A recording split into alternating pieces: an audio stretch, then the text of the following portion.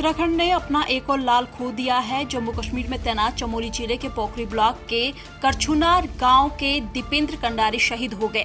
इस दुखद खबर से परिजनों के साथ साथ क्षेत्र में शोक की लहर दौड़ गई है। बता दें कि दीपक कंडारी गढ़वाल राइफल्स के 17वीं बटालियन में थे। एक और केदारनाथ में उपचुनाव है तो वहीं दूसरी तरफ केदारनाथ धाम में सोने के चढ़ावे को लेकर बयानबाजी थमती नजर नहीं आ रही है।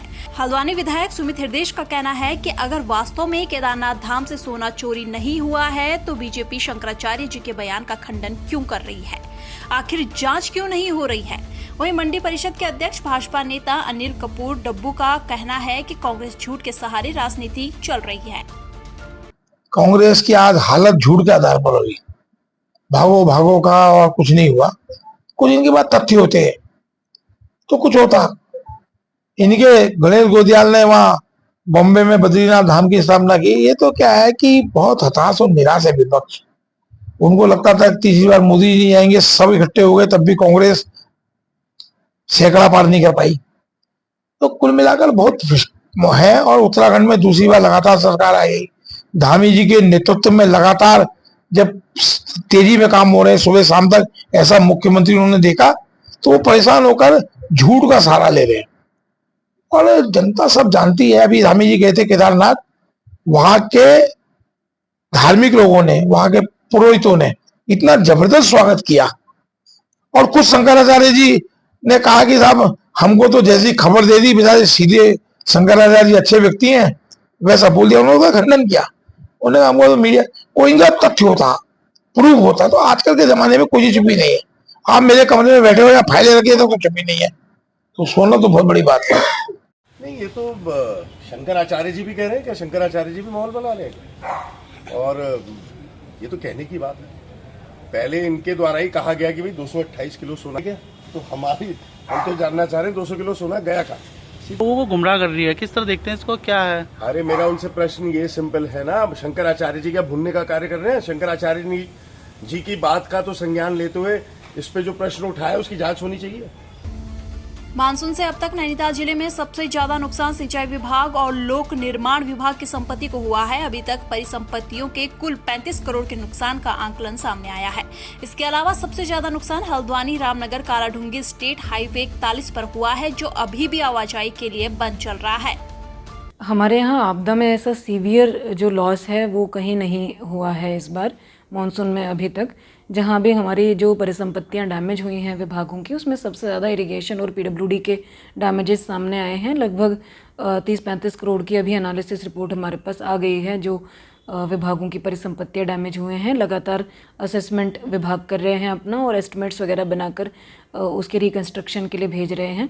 हमारे जनपद में जो राज्य मार्ग हैं वो प्रभावित है। कालाढूंगी राज्य मार्ग है हमारा, वो प्रभावित है। इसके अलावा एक रोड है, देवीपुरा सोड रोड है, जो काफ़ी लंबे समय से प्रभावित है। अन्य जो ग्रामीण मार्ग हैं वो जब भी बरसात होती है, मलबा वगैरह आता है, वहाँ मशीनें लगी हुई हैं और उसको खोल रही हैं। विभागीय अधिकारियों को भी और जो प्रशासन के ऑफिसर्स हैं उनको भी ये निर्देश स्पष्ट रूप से दिए गए हैं, जब भी इस तरह के अलर्ट आते हैं या किसी प्रकार की कोई घटना होती है तो रिस्पॉन्स टाइम को कम से कम रखा जाए। वनकाइन क्रिप्टो करेंसी के नाम से ठगी के शिकार हुए थारू जनजाति के कुछ लोग एसडीएम रविंद्र सिंह बिष्ट से मिले और न्याय की गुहार लगाई। साथ ही उन्होंने एसडीएम के माध्यम से सीएम धामी को ज्ञापन भी लिखा है। वहीं एसडीएम बिष्ट ने कहा कि वह ज्ञापन मुख्यमंत्री को भेजने के साथ ही कोतवाली पुलिस को इस मामले में जाँच के लिए लिखेंगे। थारू जनजाति के कुछ व्यक्ति द्वारा मेरे को शिकायत दी गई है और एक ज्ञापन दिया है माननीय मुख्यमंत्री जी को, जो हम उचित माध्यम से पहुँचा देंगे। उनका शिकायत ये है कि कुछ वर्ष पूर्व किसी व्यक्ति द्वारा वन क्वीन नाम की कोई स्कीम चलाकर इनसे लाखों की ठगी और धोखाधड़ी की है। तो ये मैंने हमारे जो यहाँ के कोतवाल साहब हैं उनको इसकी जांच दे दी है। इसकी निष्पक्ष रूप से जांच की जाएगी और जो भी दोषी होगा उसके खिलाफ कड़ी से कड़ी कार्रवाई की जाएगी। अभी हमने जो एसडीएम साहब को ज्ञापन दिया है, आज से लगभग 7 वर्ष पूर्व एक वन क्वाइन नाम का रमेश राणा द्वारा हमें बताया गया था कि इसमें पैसे लगाओ तो इसमें आपको काफ़ी पैसे लाखों में खेलोगे, आप लखपति बन जाओगे। हमने कहीं से पैसा, कहीं बैंक से लोन लेके दिया है और उसके हमें कहा कि 6 महीने बाद आपका ये ओपन मार्केट में आ जाएगी तो आप बहुत पैसे वाले हो जाओगे। हमने जहाँ तहाँ से करके पैसे का व्यवस्था करके इनको दिया, लगाया पैसे, और जो है फिर 6 महीने बाद बीत गए, फिर 1 साल बीत गया। हमने कहा क्या हुआ, बोले आपकी वन कॉइन की आईडी ब्लॉक कर दी गई है। उसके बाद फिर हमने कहा क्या होगा, बोले आपको आईडी आपको अनब्लॉक करानी है, उसके लिए पैसे लगेंगे। मैंने कहा कितने लगेंगे, बोले आपको इसके बदले 4,500 देने पड़ेंगे।